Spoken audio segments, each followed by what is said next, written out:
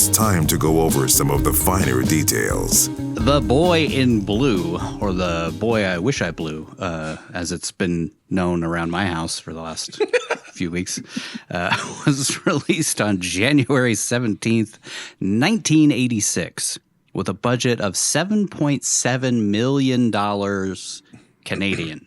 So 7.7 loonies. I don't know. So like 200 American. So I did the math, $5.38 million USD. And it only grossed $275,000. Even in Canada? Which is, even in Canada, 44 screens in Canada, $275,000. Oh my God. So there was no interest. I mean, this dude is like a national folk hero. I mean, he's a huge part of Canada's sporting history. And somehow they were just like, nah, it looks like shit. Or they were like, well, you couldn't have cast a Canadian. Yeah, I mean, that might have been it. Maybe they were like, bullshit, I ain't going to this. Put Wayne Gretzky in that thing. I don't know. I don't know what it was. It's kind of a shocking number. Yeah. That's like that it released in not that many theaters. That's pretty wild too. Yeah, 44 screens. I guess, it's Canada, so I don't know how many screens, especially 1986. They got more than 50 screens. They definitely have more than 50, but like 44 screens must have been just in the major population centers and probably the more like indie art house movie theaters, though there weren't as many of those back then. But there were quite a few back in the day. But yeah. Yeah, surprising. $275,000 on a $5.38 million budget. That's see why it's out of print and you can't really find it anywhere. It's also like about this. Canada exclusive. It's hard to get in the United States. I don't know if it was ever actually put out in the United States as a full release. I was going to make a full release joke, but this film is definitely worth your time, even if you just put it on mute. That's all I'm saying. I don't know. It's kind of baffling how it did so badly. I guess we'll get into it when we get into the breakdown of like, it is, I don't know. I mean, maybe it's recency bias of just watching Between Worlds of all movies, but like I enjoyed it. It was very cliche and definitely very formulaic of biopics that, especially in the 80s. Even to this day, I mean, I feel like there's just a cookie cutter mold for biopics, and this fits it perfectly. And the shoehorned in love story that basically is 75% of the film. Yeah. Which is like, we'll get into it in the quick facts, but like wasn't even a part of like his journey. It was like he was married to her before he even started rowing. So, oh my God. So stupid. Anyways, this was directed by Charles Jarrott, I think is how you say his name. He's a British director who earned a Best Directing Golden Globe in 1970 for Anne of the Thousand Days, which I've never heard of. He's worked mostly in Britain because I have never heard of a single film that he's directed. But a lot of them were also, long before my time.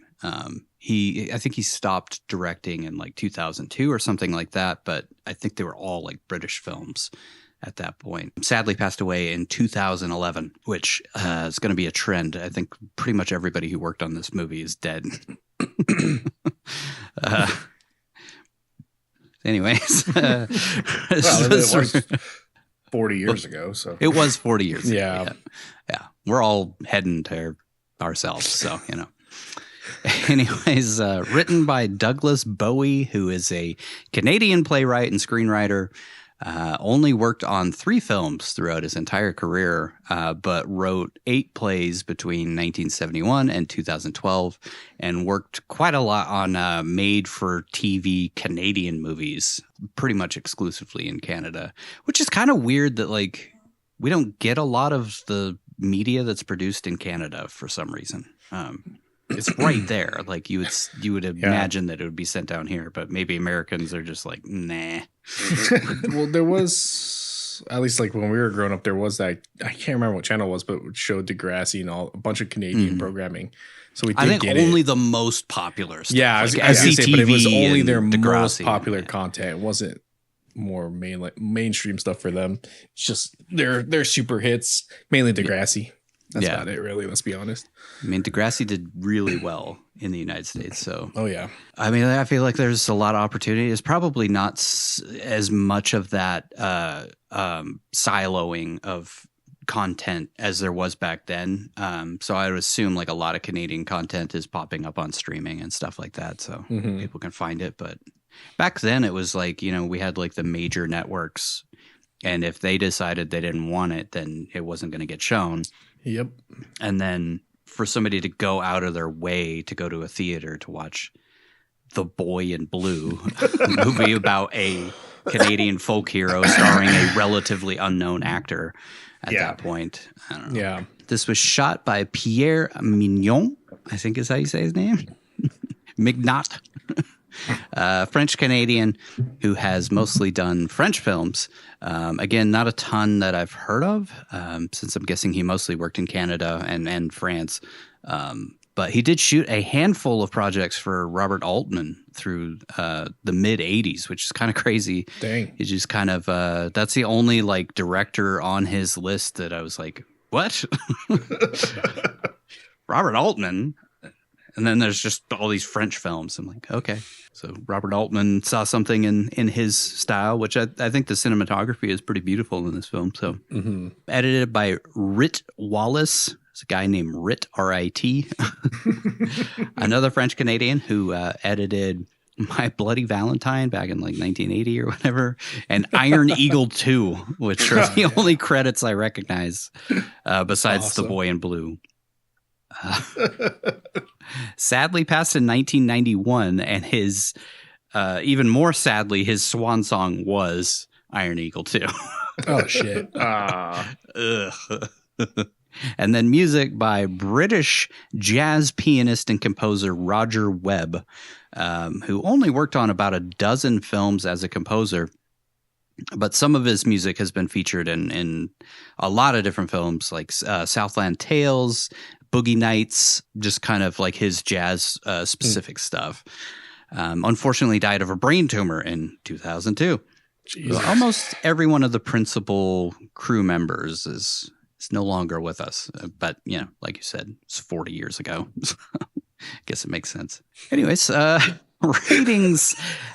This does not have a Rotten Tomatoes score for critics at all. I mean, it didn't seem like it had a lot of critical reviews at the time. Yeah, I don't really know. It's a Canadian film, so like maybe the Canadian reviews weren't imported over. But like I read like 3 different reviews. One was from like the New York Times, and one was from the Washington Post, and like I don't know. So I don't know if they just didn't take the time to figure out the aggregate for this one, and they're just like, fuck it, who cares? Is there a threshold for how many reviews have to be written before? I don't think so. I don't think because there's been movies that we've done where they had like 3 reviews and they still that's what I was trying to score. remember, because I felt like there were some that only had a couple reviews. So that's weird that they wouldn't go back and do this film. Yeah, I don't know. Kind of crazy. They did Between Worlds. Yeah. I mean, this is a Nicolas Cage movie, It's not like it's Yeah. some completely forgotten film. This is a part of the pantheon of one of America's most beloved actors. So, I don't know. Interesting. Kind of crazy. But it does have an audience score, which is 43%, which is pretty harsh. But, I guess we'll see. I guess we'll see where our review lands. But 43% seems pretty harsh. The Metacritic score is a 30%, which is back to the critics. That's an actual critic score. So that Metacritic must have done the math and taken those reviews. But 30% is, that's them being like, fuck this movie. It's terrible. Back to the audience letterbox, 2.8 out of 5. Which is a pretty solid score, honestly. I mean, Between Worlds had like a 2.1. If you're putting those 2 movies in the same category. I don't know. Crazy. That's pretty crazy to me. Yeah, that's funny. IMDb gave it a 5.3 out of 10, which is more the modern audience. So, anybody can go to IMDb and rate a movie right now. So 5.3 is probably a lot of people who sought this movie out because Nicolas Cage was in it or Christopher Plummer or whoever. I feel like that's more fair. That's probably more accurate, especially in, I don't know. I feel like there's much worse films out there. Yeah, we just watched one. Yeah, we watched week. several. Yeah, This season. this season. Season, okay, so full disclosure, this season I picked movies intentionally that I hadn't seen or movies that I wanted to watch because it's our 5th season. I didn't want to just watch shit movies the whole time through because it was like, oh, well, we're celebrating 5 years of doing this show. So I picked a bunch of movies that I was like, oh, it'd be fun to watch that finally. And almost every one of them has just been hot garbage. So I just think that there's a reason why a lot of these ones are not that well known or watched or talked about. I think a lot of it was like Between Worlds was one of those things where I was just like, what the hell even is this thing? I've never heard of this. Never heard of it at the time that it came out. I had no idea what it was. So I was like, well, I'll just put it on the list so that we can watch that movie. And boy, was that a mistake. I mean, we have to get through all of them, at some point. Still, so I guess it's still a better movie than World Trade Center. Oh my God, World Trade Center. World Trade Center's coming up. Ugh.